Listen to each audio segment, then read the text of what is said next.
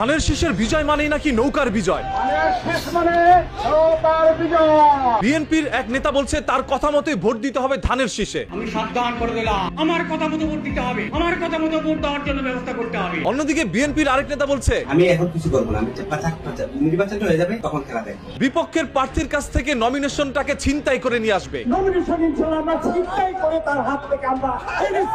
এই নির্বাচনে যদি কে জামায়াত ইসলামকে ভোট দেয় তাহলে তার খবর করে দিবে। আমি একটা ভোট চুরি করে দাঁড়িপাল্লায় দেবো, অনুরোধ করে কই তার কি হবে এখন বলবো না, ওই দিনই বলবো তার ব্যবস্থা কি করা যাবে। বিএনপির এই নেতা বলল তার এলাকায় তিনি যেটা বলবে সেটাই আইন এবং সেটাই আল্লাহর হুকুম। আমি যা বলবো এখানে তাই আইন, আল্লাহর হুকুম। মানে আল্লাহ তাআলার সাথে তিনি নিজের তুলনা দিলেন। ভোটের আগে এগুলো বলবো। এটা তিনি আল্লাহর সাথে শিরিক করে ফেললেন। জামাতের কোন মহিলা যদি বাড়িতে যায় ঘাট ধরে তাকে বাইর করে দেবে।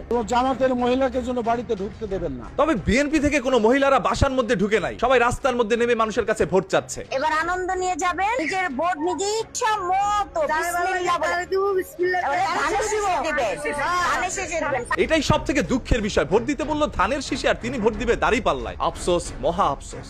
আমি আমার নেতা কর্মীদের বলতেছি, তোমাদের যার যার বাড়ির আশপাশে জামাতের লোক আছে তাদের দিকে নজর রাখো, তাদেরকে উত্তম মধ্যম দিয়ে পুলিশের হাতে উঠিয়ে দিয়ে। এইগুলো শোনার পরে মানুষের মনের মধ্যে ভয় ঢুকে যাচ্ছে বিএনপি কে ভোট দেওয়ার জন্য। বিএনপির মৃত্যু ঘন্টা বেজে গেছে, এটা আমরা আগে বলেছি, তাদের মৃত্যু ঘন্টা আরো জোরে বাজতেছে ইনশাআল্লাহ। মসজিদের মধ্যে ফজরের নামাজের সময় যেন কোনো জামায়াত ইসলামের লোক নির্বাচন নিয়ে কথা বলতে না পারে সেদিকে সতর্ক থাকার জন্য সবাইকে আহ্বান জানাচ্ছে। ফজরের নামাজ মসজিদে যান, কোন ইমাম সাহেব যেন জামাতের কথা না বলতে পারে সেই দিকে খেয়াল রাখে। আমার কাছে অন্ততপক্ষে এই আহ্বানটা ভালো লেগেছে যে মসজিদের মধ্যে ফজরের নামাজের সময় তাদেরকে বাধা দেওয়ার জন্য হইলো তার নিজের নামাজটাও আদায় হবে। ভোট নয়, মানুষ তাদেরকে জুতা দিবে। ভোট দিবে না তাদেরকে জুতা দিবে, এটা আবার কোন ধরনের কথা? বিএনপি যারা করি আমাদেরকে চাঁদাবাজ বলা হয়, চাঁদা নিয়ে আমরা। কেন বিএনপি কে তারা চাঁদাবাজি দল বলে? পুরো 1 বছর তারা চাঁদাবাজি এবং মামলা বাণিজ্য এই দুটা ছাড়া গত 1 বছরে বিএনপির ইতিহাসে আর কোনো লেখা নাই। আমাদের চাঁদাবাজ বলা উচিত না। আসলে ভাই বিএনপি কে চাঁদাবাজ বলা ঠিক না। আমরা ধানের শীষে ভোট দিলে আমরা জান্নাত পাবো,